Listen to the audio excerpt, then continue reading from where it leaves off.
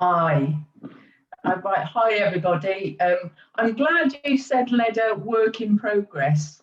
This is a nice lead into sort of how my little project evolved. So I'll just share my screen, and I've entitled this. Can everyone see my screen? Yeah, you can see my screen. So the title of this is Evolving Teacher Education, because it started at the start of the pandemic, which, I'm sure a lot of people in the room will, it was that feeling of yikes. And I was asked to look into how we can convert what we've currently got quite quickly into teaching activities that would work with what we have already. So, I started this project and I had to do it quite quickly, which was just researching activities that we could use online. And as the output of this was going to be kind of a list of activities that with suggestions for teachers. So that's how it started, but it kind of grew and changed, which was a little bit like the pandemic last year. And so then during my research, there was this explosion of webinars. I looked at lots of literature. I spoke to a lot of people online, and then tried to kind of condense it into one set of ideas. But there was so much, and as I was going through, I thought, well, actually, I'm picking up so much information. How am I going to organize this? How can I kind of share this with people? So the second stage really of it was, there were lots of practical teaching tips coming out of what I was learning about that, I didn't know, how a lesson could be organized online, what to do before you actually start designing a course, for example. I learned about the word netiquette. It was a whole kind of set of politeness formulas that really you should have up front in your sessions, and that was really interesting. So that turned into practical teaching tips, and then the e-activity ideas, which was a document I put together. It was basically taking our current course and converting it, in terms of the activities. And then the third thing coming out of this was there were so many different platforms and activities, so many platforms, software that teachers could be using, that this whole thing kind of grew into 3 documents. And then we introduced that into our pre-sessional teacher induction program. But then, I put this information together, but then it's like, well, hang on a minute, it's this digital environment. This isn't going to work. Okay, we can use this in one induction, but then, those documents are going to kind of die in a Teams folder somewhere. So then the third stage of this was really, it turned into, I thought, well, we can create a channel, and we could have that as our kind of live teacher education and teacher help for our pre-sessional teachers. But we can actually use that channel, one for shared resources, which we used for different. We would post different things.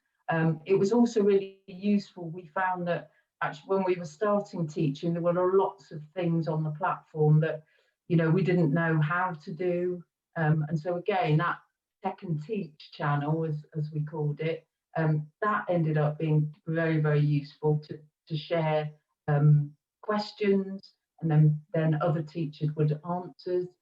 We could just set up quick meets as well within that channel to you know, if we didn't know how to do something, or really just during the pandemic, it was that contact with people that everyone was missing. And then also as well, news, you know, again, about what we found quite useful was, you know, any updates on software, any updates in Teams, you know, that there's somebody that could forewarn and share that, you know, there's this new feature in Teams. And it's, you know, I'm talking today about something which started, the whole interest for me was it started as one thing, which was going to be, you know, some activity ideas, but it grew into something else. So, you know, that's why you know, it was kind of an example of evolving and changing teacher education. So yeah, that's my talk. I guess a question I always have is, how do you curate effectively all the resources? That was, yeah, time consuming. It was I think that's why it went from you know, the old fashioned way of putting it all in Word, and it changed into something completely different. I think the biggest problem is the collating of the posts. You know, I think that's one of the things. How are you? And I mean, one of the things certainly in Teams, which is what I use, is, you know, you've got the headings. So if you put a heading in something, it's much easier to find. But it would be great if Microsoft could actually bring in a search function for the post. And then, I mean, in the files, we actually had people would share resources, and there was kind of a simple file heading name. But I mean, the most useful stuff was in the post, and that was the most exciting stuff. You know, the quick responses, you know, you think of something and suddenly you're sharing, and that was really, really useful. Yeah. Chris is saying, are the shared e-resources part of a doc review cycle? And Julie asked, how did you divide the resources up? Sorry, two-part question. Two-part question. Yeah, so sorry, so can you say the first one again? That was, are the e-resources part of a document review cycle? They're not, no. This was kind of, I mean, this project was a one-off, I'd say. You know, and it's developed into something that we have in our staff area on Teams. And I think, you know, I mean, that again, and I have an answer to this question, it's that evolving all the time, keeping up with it, which is, you know, that's the challenge.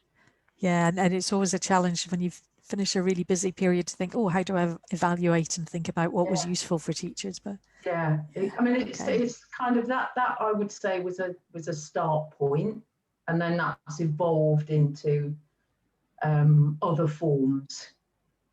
Yeah, and Melinda's got here, I worry about banks of resources, wonder if the value is more in creating them than anything else. This leads me to wonder if a wiki approach which invites modification might be a good way forward. Yeah, we have various banks. I know in Glasgow, in the university, where people can deposit things, but I don't know, I can never remember where they all are. Yeah. But there is that writing it and developing it yourself and sharing, which is really important. And I know when we talked it was really interesting seeing about the way teachers were collaborating to develop. Yeah. Again, it's about keeping up that momentum as well. I mean, we're not running we haven't got pre-sessional at the moment, so of course it kind of goes very quiet all of a sudden. But you still got the stuff there. Yeah.